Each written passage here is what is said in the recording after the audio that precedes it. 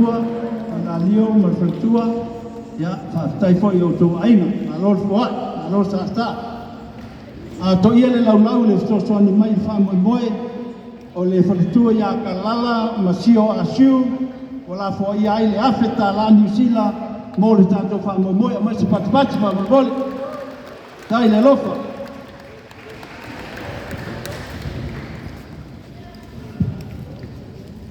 ya o te wala watu ile ta sanga fa sa mola so ai nei o le tionga ya fanene se fo sa mau ma le sen se fo ya o lau termine eu le paie ainga eu yo no lo fa ta to lia ni tila o ta fa ngase ya le wa fio mai lo ainga taulangi ale fa mo fa tai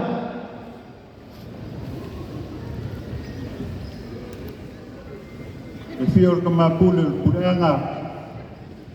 luar ki akong ia ma walunga wa kai fonga rua pa ia le kalesia o kuaku man falo alo ongor ka mau ngai ai ngale fionga le makua ia fangenge male fankua lo si ngase sila wala apusia ko panga man palefu ale nganga mongu o le fia awai kongu fua fang faya le kalesia ngalua ngamako fa pelea ya mako kam fayaku wan fa moy o le fionga le makua ui lava ngala o ngei au ke kan kongu o longa kingo o ngei a maile sa musu na lomangu ale paka akoa o kasi masale lua ya afio mai o kako sivolea fio mai pafuki ya fio me foi fasulu ya wal sa anga ale fio mai pakua ya fangenge o leo na kakala inga ile se fulu wafe kala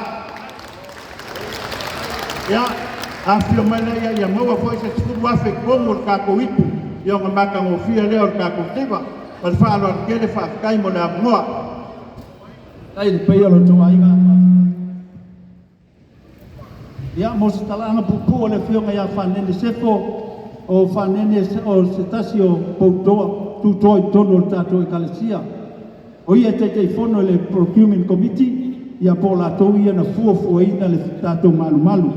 ya o se talanga pupu na le fionga ya fanene e uia no lo fatalo tolia i New Zealand ata fangase ya eta tu talo pea ile fa penao ni to fa fosia lo malos ya so ia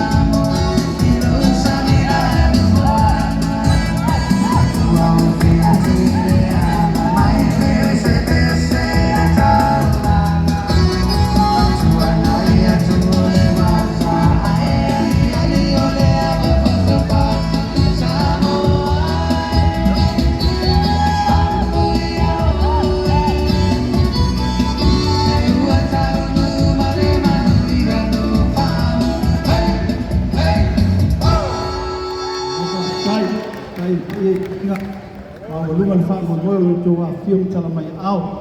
ma o nisi nei o sosoani e tawala mai i le afionga ia fanene me alofa tawala mai i leita Mausi Elizabeth e tuina mai tuina mai e Mrs.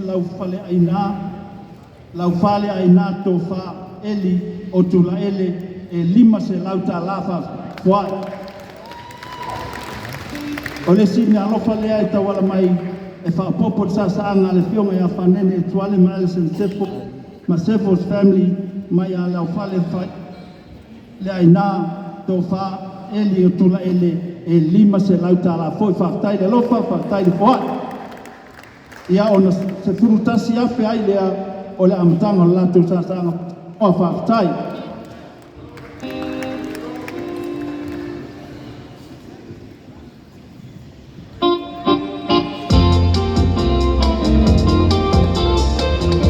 Ia petele o le misia, tonga ia asi, ia mana ingali o lau tau sasanga wha Samoa ne la so atu, e te tala lau tau sasanga wha Samoa, e le se fulu afe ta la whaftai foai.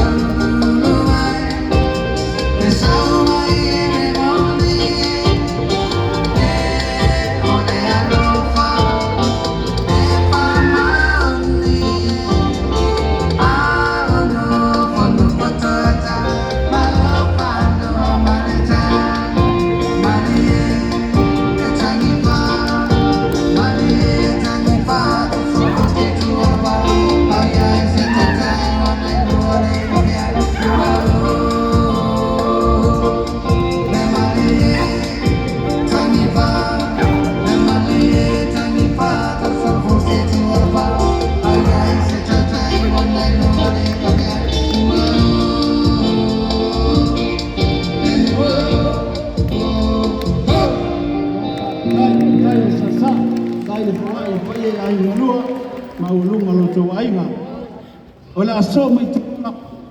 ma le afionga le Malu John le misio ma lau timu la rina o lau rua sasanga le la so ai a mate le lima fetala partai lima fetala.